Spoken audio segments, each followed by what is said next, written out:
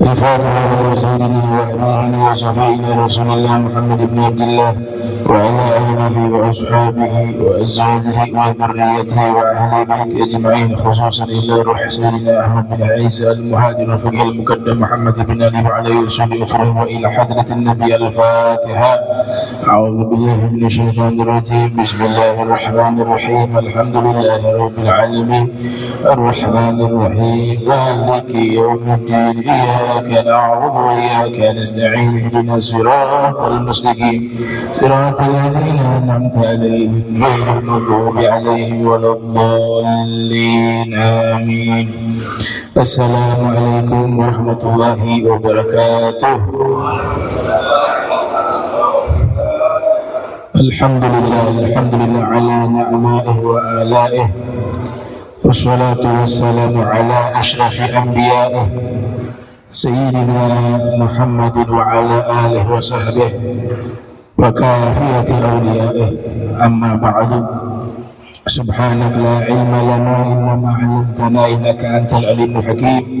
ربي اشرح لي صدري ويسر لي أمري واحلل عقدة من لساني يفقهوا قولي وسدد لساني واهدي قلبي بحق سيدنا محمد صلى الله عليه وآله وبارك وسلم. يا من هو في علوه كائن، يا من هو في فعل حميد، يا من هو في مجري متين. اللهم أكرمنا بنور الفهم وأخرجنا من ظلمات الوهم وارزقنا فهم النبيين وحفظ المرسلين وإلهام ملائكة المقربين. ربنا زدنا علما وفهما وعقلا يا أكرم الأكرمين بحق سيدنا محمد خاتم الأنبياء والمرسلين يا رحمن يا رحيم.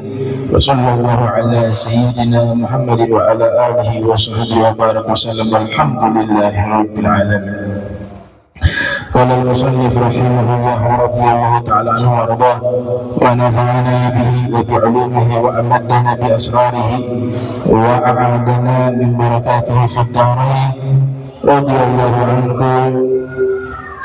الأوقات التي تحرم فيها الصلاة، وبعضهم يعبر بالأوقات التي تكره فيها الصلاة، أي تكره كراهة التحريم. الأوقات التي تحرم فيها الصلاة 5: 3 متعلقة بالزمان، و2 متعلقان بالفعل.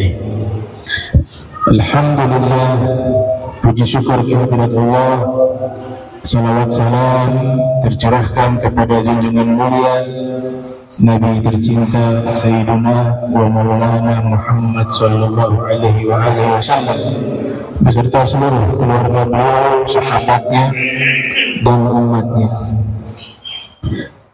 Ya, saya muliakan seluruh para imam Masjid Al-Amin, Habib Fauzan Segaf, dan pengurus, muadzin, Ustaz Rahman, Taman Fai, dan seluruh hadirin hadirat yang insya Allah dirahmati Allah Subhanahu wa Ta'ala. Tradisi para ulama biasanya ketika memulai membacakan kitab, khususnya kitab hadis, itu ada doa.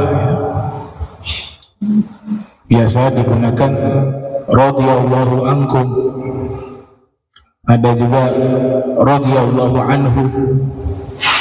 Itu doa. Jadi kalau memulai membaca kitab, kemudian kami menyatakan radhiyallahu ankum, itu sedang mendoakan hadirin, semoga Allah meridhai kalian. Dan nanti dibalas setelah saya ucapkan kalimat doa radhiyallahu ankum, hadirin membalas radhiyallahu ankum juga atau angka. Jadi dibalas semoga Allah meridhai dirimu juga, saya juga yang baca. Jadi saya berdoa semoga Allah meridhai kalian, kemudian hadirin menjawab semoga juga Allah meridhai dirimu. Begitu.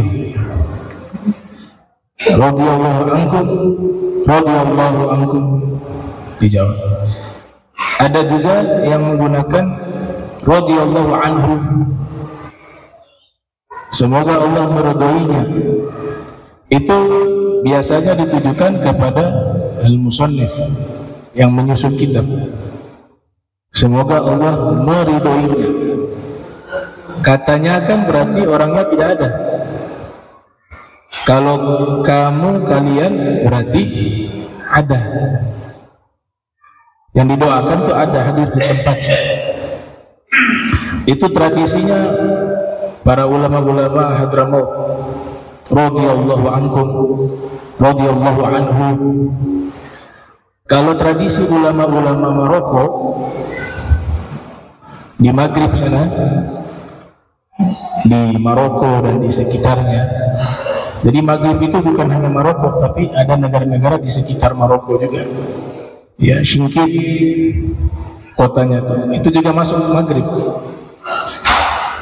Mereka banyak dari kalangan al-muhadditsun, ulama-ulama ahli hadis. Tradisi mereka ketika membaca kitab tidak menggunakan radhiyallahu anhu, tidak menggunakan radhiyallahu anhu, tapi ahsanallahu ilaikum, ahsanallahu ilaikum, semoga Allah membalas kebaikan kepada kalian. Itu tradisi ulama-ulama Maghrib. Kalau yang di Makkah juga berbeda. Barakallahu fik, barakallahu fikum. Itu tradisi ulama-ulama yang ada di kota Makkah. Nah, itu kalau memulai membaca kitab seperti itu, didoakan yang hadir maupun yang membaca dan yang menyusun kitab. Kita review kembali bahwa kitab yang dibaca adalah kitab fikih. Kitab berjudul At-Taqriratu As-Sadidah fil Masaili Al-Mufidah.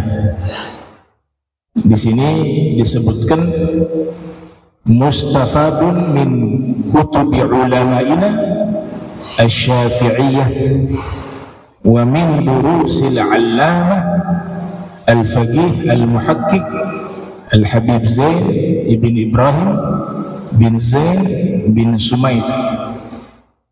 Jadi yang kita baca di Al-Amin sudah berapa tahun ini? Judulnya At-Taqriratu As-Sadidah fil Masailil Mufidah. Kalau diterjemahkan At-Taqriratu itu artinya laporan-laporan, As-Sadidah yang relevan, fil Masaili tentang masalah-masalah, Al-Mufidati yang memberikan manfaat.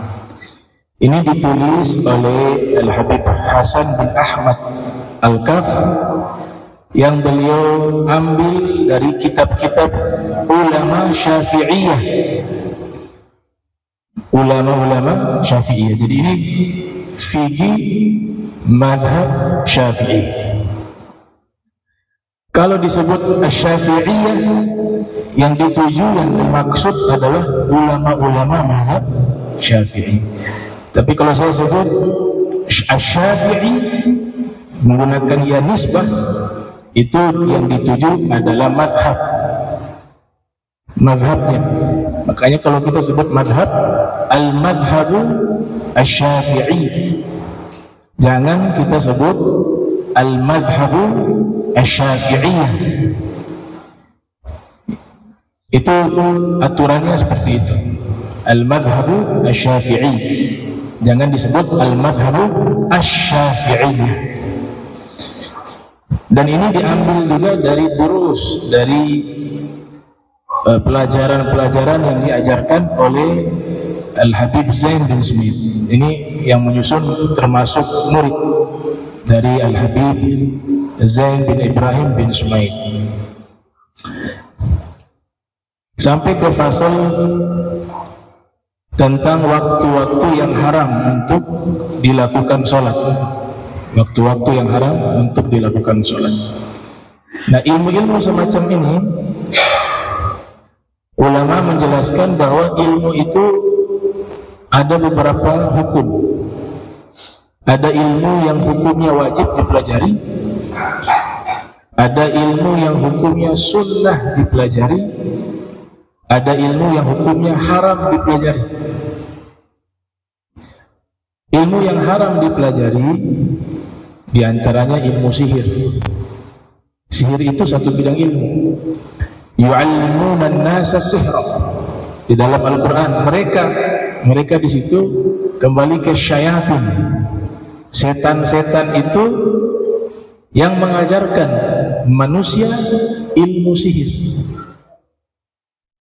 Makanya setelahnya itu fayata'allamuna, dalam tafsir ya, mereka belajar kepada setan ilmu sihir. Nah, berarti sihir itu adalah satu bidang ilmu, dan ilmu yang semacam ini hukumnya haram. Ada ilmu yang sunnah, ilmu-ilmu yang bisa mendatangkan maslahat baik secara pribadi juga kepada orang lain. Ilmu-ilmu tajribah, matematika, itu anjuran. Ilmu biologi yang memberikan manfaat bagi manusia, ilmu geologi, ilmu kedokteran fardu kifayah. Di satu daerah tidak ada dokter, dianggap berdosa, harus ada satu orang dokter yang mengobati. Itu dalam syarah ta'alim muta'allim.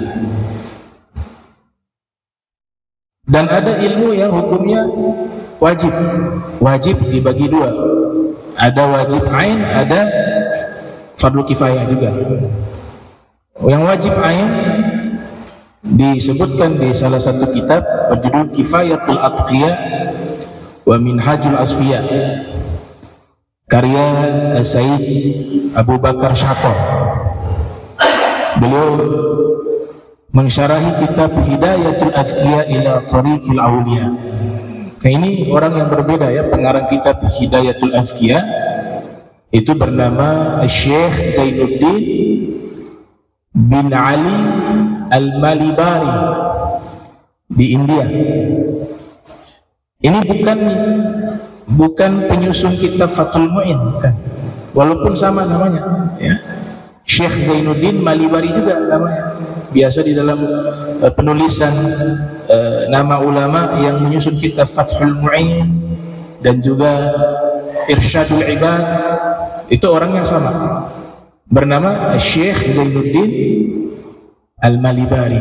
Tapi kalau yang nazam tasawuf tadi Hidayatul Azkiya itu namanya Syekh Zainuddin bin Ali Al-Malibari, sedangkan yang menyusun kitab Irsyadul Ibad dan juga Fathul Mu'in bernama Syekh Zainuddin bin Abdul Aziz Al-Malibari. Jadi namanya mirip, dan memang dikatakan masih cucu atau cicit dari jalur yang lebih tua, itu yang kakek buyutnya itu yang menyusun kitab Hidayatul Azkiya ila Tariqil Awliya. Yang satu ngarangnya tasawuf, kakek buyutnya ngarangnya kitab tasawuf, cucunya ngarang kitab fikih juga tasawuf juga, Irsyadul Ibad. Nah, beliau ini yang berguru nanti kepada Al-Imam Ibnu Hajar Al-Haytami yang lahir tahun 909, wafat 974 Hijriah. Dimakamkan di Ma'lah. Ibnu Hajar Haytami dimakamkan di Ma'lah, di kota Makkah. Ya, ulama besar mazhab Syafi'i. Nah, kitab ini nanti dijelaskan oleh Said Abu Bakar Syato yang menulis kitab I'anatul Talibin, kitab fikih Syafi'i juga, I'anatul Talibin. Dan ini kitab unik menjelaskan tasawuf, tapi juga ada i'rab, analisis kata secara keilmuan, ilmu nahu. Sebelumnya Ada ulama bernama Ibnu Nazim mensyarahi juga kitab tersebut berjudul Maslakul Atqiya wa Manhajul Asfiya. Dan yang paling akhir, ulama mutakhir, ulama Indonesia, Syekh Nawawi Al-Bantani juga memberikan komentar terhadap kitab Hidayatul Azkiya ila Tariqil Awliya berjudul Salalimul Fudala. Salalimul Fudala. Dalam kitab tersebut, sekalipun alirannya tasawuf, tapi dengan tegas di situ dinyatakan bahwa haqiqah bila syariah batilah. Ilmu hakikat tanpa syariat hukumnya batil.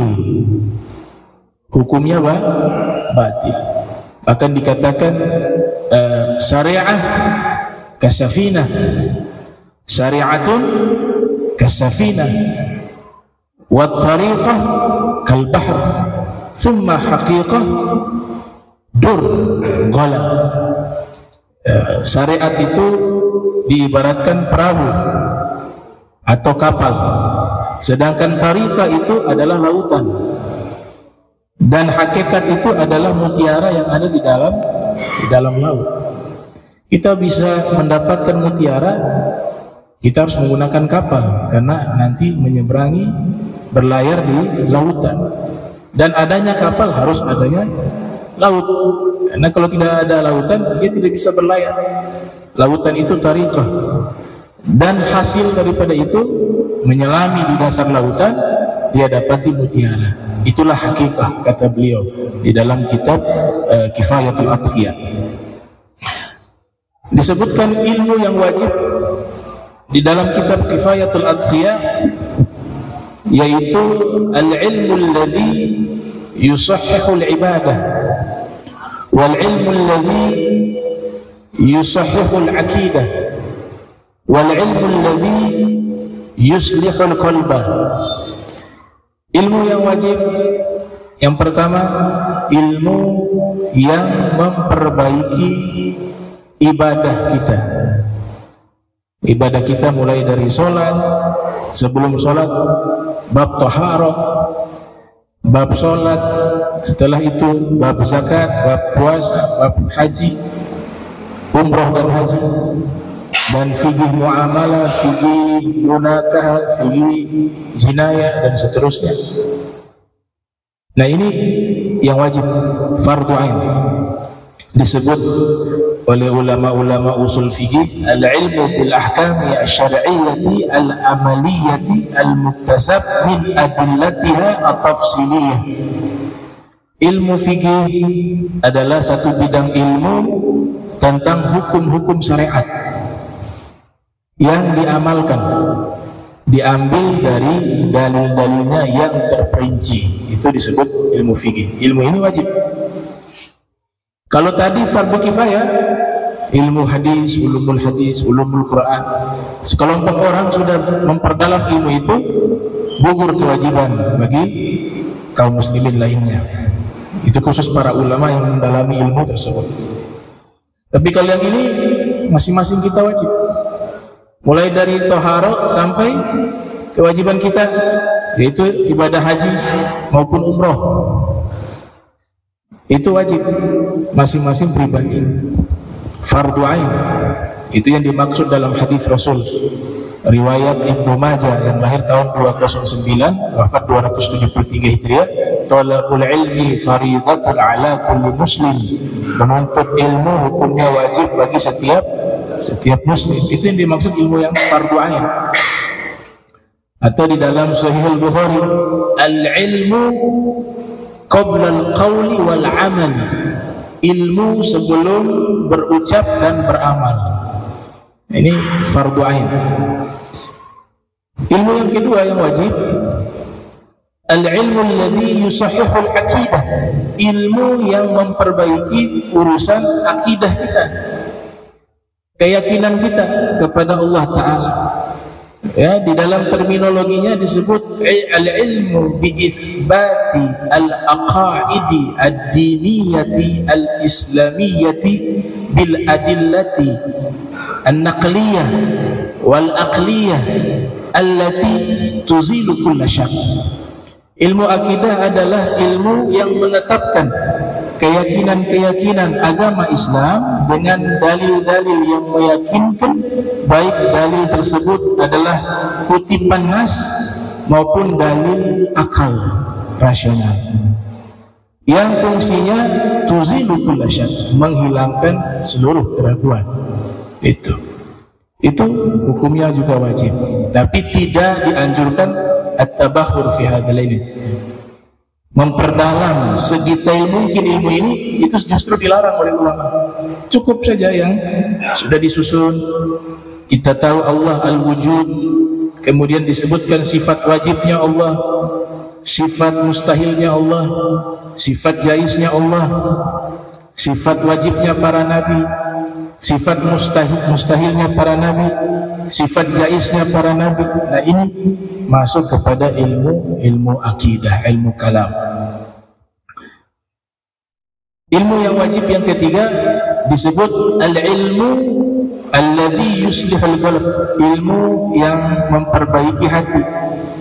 Ya, disebut ilmu akhlak, ilmu tasawuf akhlaki. Di dalam kitab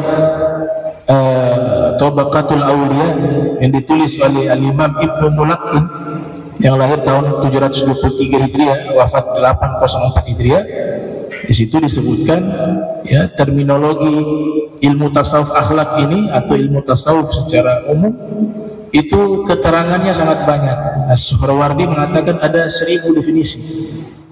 Di antara definisi tentang ilmu tasawuf itu disebutkan di dalam kitab Tabaqatul Awliya, yaitu ad-dukhul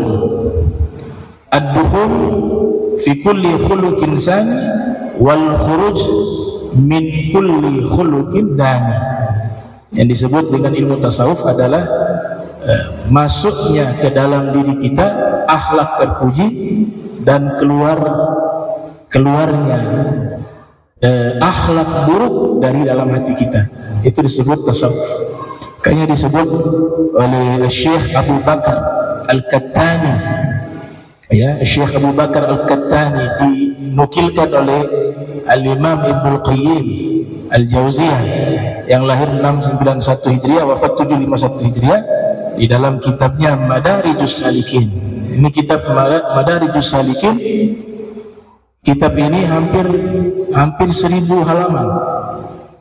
Hampir 1000 halaman. Dia 800 atau 900 halaman. Kitab ini hanya menjelaskan apa? Satu ayat saja dalam Al-Quran di surat Fatihah. Iyyaka na'budu wa iyyaka nasta'in. Ayat itu saja diterangkan hampir 1000 halaman. Jadi satu kitab namanya berjudul Madarijus Salikin, yang sebelumnya sudah diterangkan juga oleh Imam Al-Harawi, ya, Manazilus Sairin nama kitabnya. Nah, itu luar biasa ayat tersebut, pendalamannya itu, maknanya itu sangat dalam. Al-Imam Ibnu Qayyim mengatakan, Syekh Abu Bakar Al-Kattani atau Al-Kuttani, beliau mengatakan at-tasawuf khuluq. Tasawuf itu akhlak. Jadi kalau ada orang berbicara tasawuf, berbicara tentang ilmu tasawuf tapi tidak berakhlak, maka tidak bertasawuf, kata beliau. At-tasawuf khuluqun, faman zada 'alaika fil khuluq zada 'alaika fit tasawuf, kata beliau. Tasawuf itu intinya adalah perangai yang baik, akhlak yang baik. Siapa yang bertambah di hadapanmu akhlaknya, maka bertambah di hadapan tasawufnya. Makin tinggi akhlaknya, makin tinggi tasawufnya, begitu. Ya.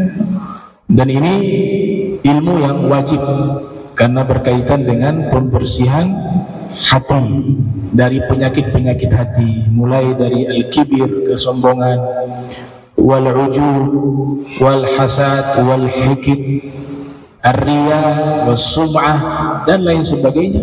Ini ilmu ini tujuannya membersihkan penyakit-penyakit hati. Nah, 3 ilmu ini digabungkan baru disebut namanya al-ilmu syar'i. Ilmu syariat. Kita sering dengar kan ilmu syariat, ilmu syariat. Ilmu syariat itu bukan hanya fikih. Yang dinamakan ilmu syariat itu 3 ilmu wajib ini. Ilmu fikih membahas tentang masalah zahir saja, hukumnya hanya berputar halal, haram, makruh, mubah, wajib, sunnah. Itu hanya fisik. Tapi fikih batin juga ada yang dibahas masalah hati. Akidah yang dibahas masalah akal. Jadi ada akal, ada hati, ada jasad. 3 ilmu ini dihimpun disebut al-ilmu asy-syar'i. Kalau ilmu syariat maknanya sudah berubah kepada hukum. Tapi bahasa yang digunakan oleh Syekh Zainuddin Malibar itu 3 ilmu itu disebut al-ilmu asy-syar'i, ilmu syariat. Wa ba'duhum yu'abbiru bil awqat allati tukrahu fiha as-salatu ay tukrahu karahat at-tahrim. Sayyidina Syekh Abdul Qadir bin Musa Al-Jilani, ada yang tulis Al-Kailani. Dulu ada yang tanya, Bib, ini Syekh Abdul Qadir Al-Kailani, tulisannya Al-Kailani, tapi di kitab yang lain tulisannya Syekh Abdul Qadir Al-Jilani. Bahkan ada yang baca Al-Jilani, ada juga yang baca Al-Jailani. Ini yang benar mana nih? Dan yang salah yang mana? Nah, ternyata ketika kita merujuk ke kitab kamus nama-nama kota berjudul Mu'jamul Buldan karya Syekh Yaqut Al-Hamawi, nah, beliau mengatakan kalau menggunakan istilah Al-Kailani itu bahasa asli yang ada di wilayah tersebut. Beliau kan masuk ke wilayah Rusia zaman itu, Uni Soviet. Dia berbatasan dengan Irak, dengan wilayah Uzbekistan. Bahasa di sana lumpur itu Kailan. Kenapa dinamakan daerah tersebut Jailan? Nah, Jailan atau Jilan sudah menjadi bahasa Arab. Tapi kalau Kailan bahasa asli daerah tersebut. Dinamakan Jailan atau Jilan karena tempat lahirnya Sayyidina Syekh Abdul Qadir Al-Jailani. Beliau lahir di tempat itu. Tempat itu berlumpur. Bahasa Arab lumpur Jilan. Bahasa daerah mereka Kailan. Dinisbat kepada nama tempat beliau lahir, Syekh Abdul Qadir Al-Jilani. Itu nisbat kepada tempat lahir atau tempat tinggal. Kan banyak ulama yang terkenal justru yang dikenal itu nama tempat lahir dan tempat tinggal. Nama aslinya kadang-kadang tidak dihafal. Seperti siapa? Al-Imam Al-Bukhari. Al-Bukhari bukan nama beliau. Bukhara, tempat beliau lahir. Beliau besar di kota tersebut, ada di Uzbekistan, Bukhara. Terkenalnya Al-Imam Al-Bukhari. Dan banyak sekali yang lahir di Bukhara, itu banyak. Ibnu Sina juga dilahirkan di wilayah tersebut, Bukhara. Ada juga Syekh Abu Bakar Al-Bakkalani. Ya, Syekh Abu Bakar Al-Bakkalani, bukan Al-Kalani. Syekh Abu Bakar Al-Kalabazi yang menulis kitab At-Ta'arruf ala Madhab Ahli Tasawuf, itu lahir di Bukhara. Ada yang terkenal dengan nama Imam An-Naisaburi. Naisaburi nama tempatnya, bukan nama aslinya, nama tempatnya. Jadi ada yang terkenal membawa nama kota, ya. Ada yang terkenal nisbat dengan julukan. Seperti kalau julukan itu ada kunyah, ada laqab, ya, Abu Ja'far, At-Tabari nama tempat. Ada yang terkenal dari namanya. Ada yang terkenal menggunakan nama kaki buyut. Imam Syafi'i. Syafi'i bukan nama beliau, tapi leluhur beliau. Jadi macam-macam itu terkenal, ada yang lewat nama tempat tinggal, ada nama asli, ada julukan, ya. Ada juga ulama yang selevel dengan Syekh Abdul Qadir Al-Jilani, ada Imam Al-Ghazali juga nama tempat, Al-Imam Malik namanya yang terkenal, Imam Malik bin Anas, Al-Imam Ahmad namanya yang terkenal, Al-Imam Ahmad bin Hanbal, Al-Imam Abu Hanifah julukannya yang terkenal Abu Hanifah, kunyah namanya Nu'man. Dan ada juga ulama, mereka ini semua ini ulama besar, kalau kita mau yakini mereka para aulia. 4 mazhab ini aulia dulu. Tapi ada kalanya ulama-ulama ilmunya itu mengalahkan magom kewaliannya. Imam Syafi'i itu ilmunya lebih terkenal dibanding wilayahnya, tapi alim, ilmunya yang manfaat. Tapi kalau Syekh Abdul Qadir Al-Jilani, kewaliannya mengalahkan ilmu.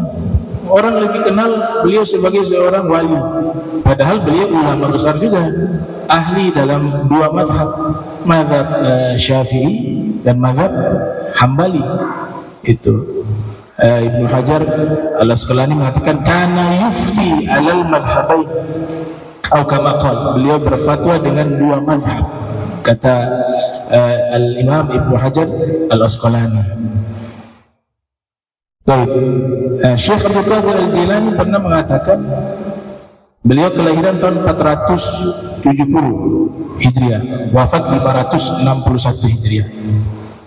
Beliau mengatakan, ma wasaltu ila Allah Ta'ala bi qiyamil lailin wala siyamin naharin, walakin wasaltu ila Allah Subhanahu wa Ta'ala bil karam wat tawadhu'i wa salamati sadr.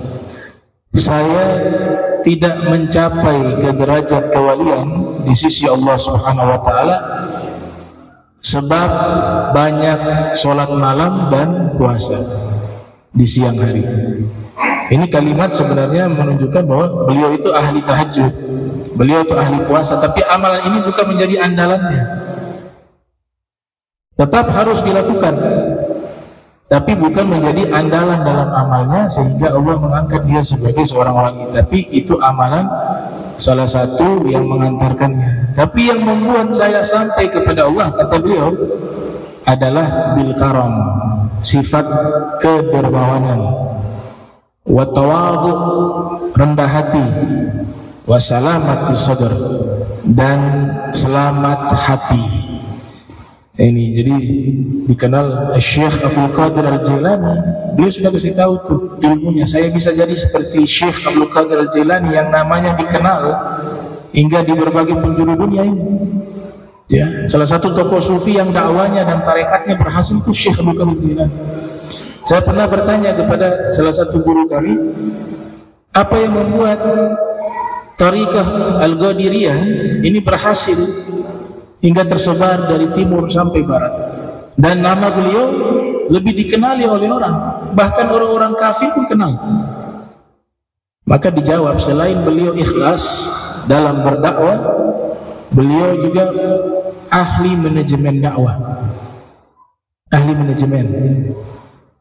Beliau punya murid, dididik sampai menjadi orang alim, kemudian disampaikan, tariqah saya yang saya ajarkan, kamu kembali ke kampung halaman kamu, sebarkan ini ajaran, bangun sekolah, madrasah. Kemudian setelah itu didik murid-muridmu, ajarkan hal yang sama, sebarkan mereka ke berbagai pelosok negeri. Begitu manajemennya. Jadi murid-murid awal itu diwajibkan kembali ke kampung halaman, kemudian ajaran beliau disebarkan. Ini sama persis dengan tariqahnya guru tua Al-Habib Idrus begitu. Ya, sekolahnya itu sudah hampir 1000 lebih, apa 1400 atau 700 sekarang. Ikan begitu, muridnya disebar di wilayah ini, di wilayah ini, sebar. Ajarannya dibawa, bangun sekolah, madrasah. Itu manajemen dakwah. Bukan dakwah tanpa manajemen, tidak ada konsep, ada perencanaan. Selain karena kekuatan ikhlas, tapi juga punya manajemen. punya cara, punya metode. Dan yang membuat berhasil tarikah-tarikah sufia ini adalah apa? Yang membawa tarikah ini berakhlak mulia. Akhlaknya itu di atas rata-rata. Di atas rata-rata.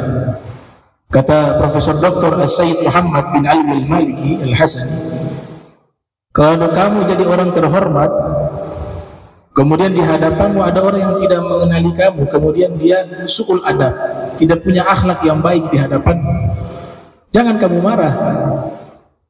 Itu sebagai latihan, kamu sudah mengamalkan tidak akhlak yang namanya al-hilim, lapang dada. Akhlak ini bisa terwujud harus ada yang su'ul adab. Kalau hanya bicara, kalian harus sabar ya, harus ini. Tahu-tahu ada yang tidak hormat dia sedikit, marah-marah. Lah, akhlak yang diajarkan tadi tidak dipraktekkan. Nah, para sufi berhasil demikian. Berhasil karena bukan hanya bil gauli, dengan ucapan, tapi juga mereka tunjukkan dengan perbuatan, sehingga dakwah ini berhasil.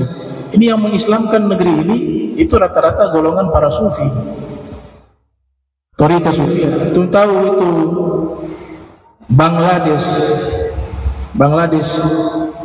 itu kan Islamnya sangat, jumlahnya sangat besar.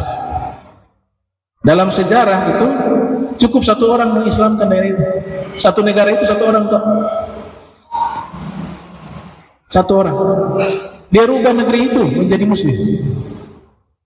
Ada Al-Habib Toha ya, Habib Ahmad bin Toha Al-Haddad. Al-Habib Ahmad bin Toha Al-Haddad. Ini di zaman kita mungkin berapa puluh tahun yang lalu ya. Satu zaman dengan Al-Habib Abdul Qadir bin Ahmad As-Saqaf. Beliau termasuk juga guru daripada Al-Habib Umar. Di Afrika beliau tinggal itu entah berapa ratus ribu, puluhan ribu orang masuk Islam di tangan beliau seorang diri. Beliau kumpulkan mereka, baca maulid Al-Habsyi Simtud Durar. Dia setelah selesai maulid, orang Afrika kan banyak yang susah di sini untuk makan juga susah. Selesai acara beliau jamu ngasih makan. Bahkan rumahnya itu open house setiap saat. Siapa yang ingin makan. Mereka tadinya non muslim, melihat hadirnya Islam sebagai solusi bagi kehidupan mereka, dan yang membawa juga akhlaknya sangat baik. Tidak pakai ceramah beliau, tidak pakai ceramah. Maulid, kalimat tauhid la ilaha illallah, ngasih makan, selesai masuk Islam. Ikut beliau. Itu puluhan ribu di tangan beliau di Afrika. Nah, ini sebab apa tadi ya? Mereka manajemennya baik, dakwanya juga tulus, ikhlas fi sabilillah. Ini yang paling terpenting, al-ikhlas. Ya, wa ma umiru illa liya'budullaha mukhlishina lahuddina hunafa wa yuqimus salata wa yutuz zakata wa dzalika dinul qayyim. Waktu-waktu yang diharamkan di dalamnya salat disebut di sini karahat tahrim. Dia hukumnya bukan haram murni, tapi makruh yang mendekati haram. Jadi ada waktu-waktu sholat yang kita dilarang sholat di waktu tersebut. Itu diistilahkan dengan karahatut tahrim. Jadi makruh itu ada dua, ada karahatut tanzih, ada karahatut tahrim. Apa perbedaannya? Di sini di catatan kakinya, karahatut tahrim taqtadil itsma kasolati fil awqatil khamsati. Makruh yang haram itu bisa menyebabkan dosa. Sekalipun hukumnya makruh, tapi kalau dilakukan bisa menyebabkan dosa. Itu namanya karahatut tahrim. Adapun makruh yang tanzih, la taqtadil itsm, tidak menyebabkan dosa kalau dilakukan. Kalau dalam ilmu fikih kan disebut ma yuthabu ala tarkihi wa la yu'aqabu ala fi'lihi. Apa-apa yang dilakukan diberikan pahala ketika apa-apa yang diberikan pahala ketika meninggalkannya, makruh. Tapi kalau melakukan tidak terkena sanksi dosa. Itu yang dimaksud karahatu tanzih, makruh tanzih. Nah, sholat pada waktu-waktu yang makruh, itu dia mendekati dosa. Seperti sholat ba'diyah asar. Ba'diyah asar kan tidak ada, dia sholat. Itu karahatu tahrim, makruh yang mendekati haram. Taqtadil ithma, bisa menyebabkan dosa. Tapi kalau misalnya di sini dikatakan katanaffuli baina adhani sholati subhi wal iqamah ghaira nafilati qabliyah, ada makruh tanzih, yaitu melaksanakan sholat sunnah di antara azan sholat subuh dan iqamah, tapi niatnya itu bukan sunnah qabliyah, sholat saja begitu. Itu makruh, tapi makruh tanzih, karahatu tanzih. Kalau sholat sunnah fajar sudah diterangkan ya, rakaatul fajri khairun minad dunya wa ma fiha. Imam Ghazali dan beberapa ulama mengatakan dia sholat yang independen, sholat yang tersendiri. Dia bukan qabliyah subuh. Dia 2 rakaat ketika fajar muncul, sholat sunnah fajar namanya. Tapi mayoritas ulama mengatakan ya sholat sunnah fajar itu sama dengan qabliyah subuh, tidak ada bedanya. Jadi ada 2 pendapat. Dan ini kasus yang sama dengan sholat duha. Sholat duha dan sholat asyuruk atau sholat al-isyraq, sholat ketika matahari terbit 16 menit kata Habib Zain bin Smith setelah matahari terbit. Itu sebagian ulama mengatakan yaitu sholat duha. Sholat duha ya sholat syuruk ya sholat duha, sama, huwa. Tapi pendapat kedua mengatakan tidak. Sholat duha itu sholat yang tersendiri, sholat syuruk juga sholat yang tersendiri. Bagaimana cara menyikapi? Ya silakan pilih saja, yang penting sholat. Jangan sibuk sholat fajar yang berkelahi sholat fajar, berkelahi sholat syuruk, sholat subuh yang wajib ditinggal.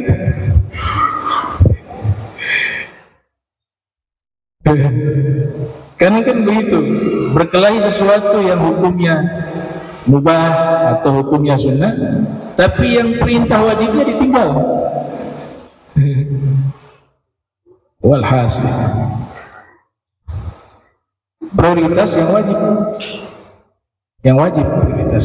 Sunnah menyempurnakan. Kalau para fuqaha mengatakan ada kekurangan-kekurangan di sholat wajib kita itu, ya, dan itu pasti kita punya kekurangan ketika melaksanakan sholat wajib. Yang menambal luka-luka dan kekurangan di sholat wajib kita, sholat qabliyah ba'diyah kita itu. Makanya jangan juga ditinggal. Dia menyempurnakan kekurangan sholat wajib kita, qabliyah ba'diyah. Ini satu keterangan yang sangat mudah difahami. Kita jujur saja, umat Islam dan saya pribadi juga waktu awal-awal itu bingung sholat yang waktu-waktu haram itu mana saja. Kadang-kadang bingung. Tapi di sini dibuat keterangan secara sistematis dan sangat mudah. Ya, beliau mengatakan di sini waktu-waktu yang dimakruhkan sholat itu ada 5. Ada 5 waktu yang makruh kita melaksanakan sholat. Salah satu muta'alliqah biz zaman. Yang 3 ini berkaitan dengan masalah zaman, masalah waktu. 3 waktu yang diharamkan atau dimakruhkan ini itu berkaitan dengan masalah zaman. Dan yang 2 wathnani muta'alliqani bil fi'il, berkaitan dengan perbuatan al-fi'il. Al-awqatu thalathatul ula al-muta'alliqatu biz zaman. Waktu-waktu yang 3, yang pertama yang berkaitan dengan zaman, ya. Berarti yang pertama kan ada 5 nih. Yang 3 ini berkaitan dengan zaman. Waktu-waktu yang dilarang kita sholat sunnah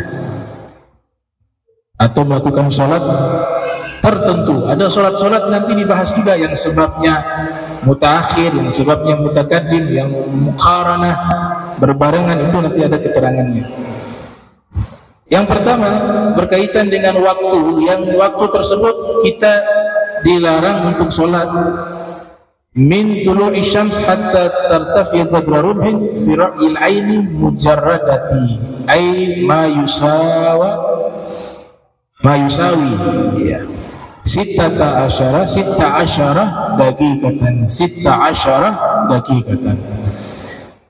Yang pertama di saat terbitnya matahari.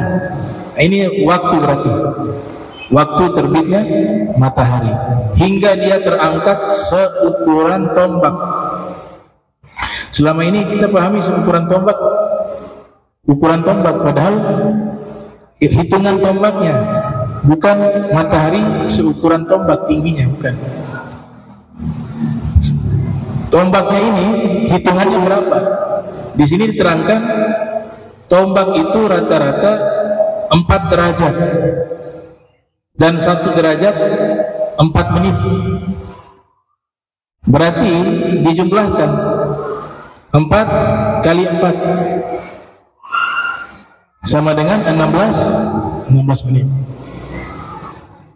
Matahari waktu naik 16 menit, setelahnya itu sudah masuk waktu dibolehkan sholat syuruk boleh, sholat duha juga boleh, sholat duha juga sudah boleh itu, sholat duha.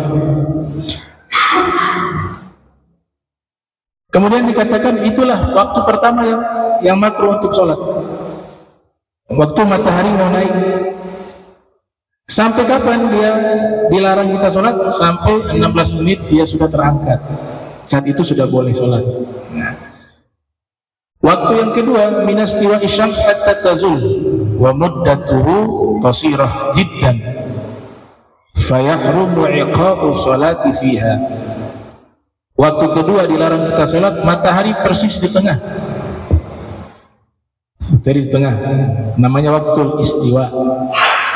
Waktu istiwa. Wal istiwa an takuna asy-syamsu fi wasatis sama. Yang namanya waktu istiwa adalah posisi matahari persis berada di tengah langit. Cuma kan itu hanya sebentar saja, tidak lama waktunya. Enggak lama dia sudah condong ke barat. Condong ke barat. Kecuali di hari Jumat, sekalipun matahari di tengah masih bisa kita sholat. Itu di luar hari Jumat, karena nanti kan berkaitan dengan sholat Jumat dia khusus di hari Jumat waktu istiwa kemakruhannya hilang. Tapi di hari-hari lain matahari di tengah itu makruh untuk sholat, tapi ukurannya sebentar, nggak sampai 1 menit dia sudah bergeser gitu. Yang ketiga, waktu yang ketiga berkaitan dengan waktu yang haram yang ketiga, al-isfirar hatta tagruba, menguningnya matahari selesai asar. Itu waktu yang makruh untuk sholat sunnah ya. Menguningnya matahari hatta tagruba, hingga matahari tenggelam, masuk waktu maghrib. Ada qobliyah maghrib? Qobliyah maghrib ada. Tapi kalau pakai ucapan ulama gaul jadid, ada gaul qadim ya. Kemarin kita bahas bahwa kalau gaul jadid itu justru cepat, gaul qadim itu lama. Gaul qadim lama waktu maghribnya. Kita di Ternate pakai gaul jadid. Gaul jadid itu cepat waktu maghrib selesai.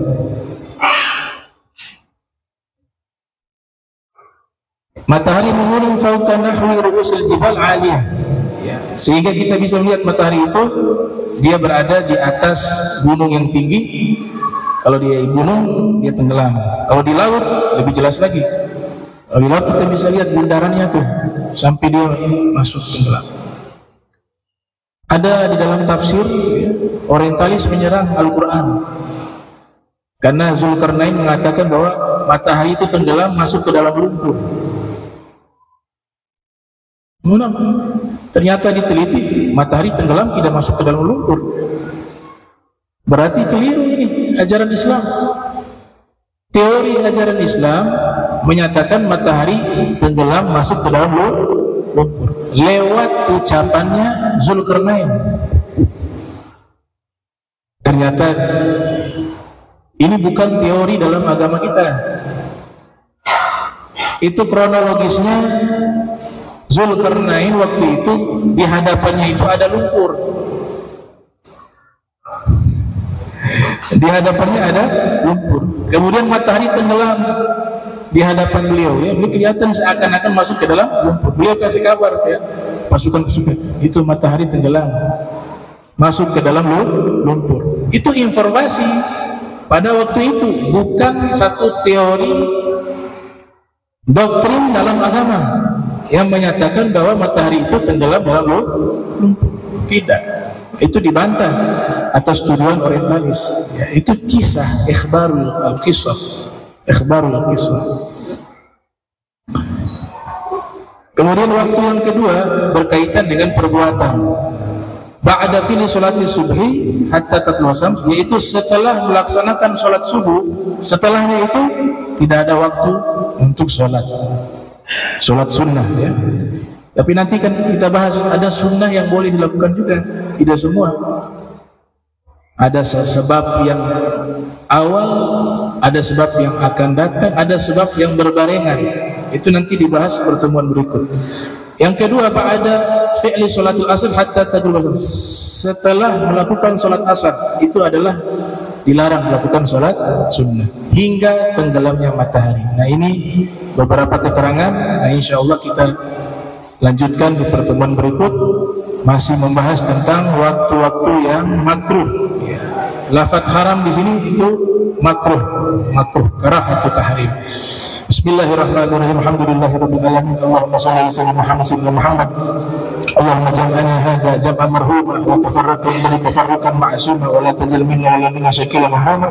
Subhanaka bihamdika asyhadu an astaghfiruka wa atubu ilayhi. Wa sallallahu alaihi Muhammadin wa ala alihi wa sahbihi wa sallam. Wa la faminkum. Wassalamu alaikum warahmatullahi wabarakatuh.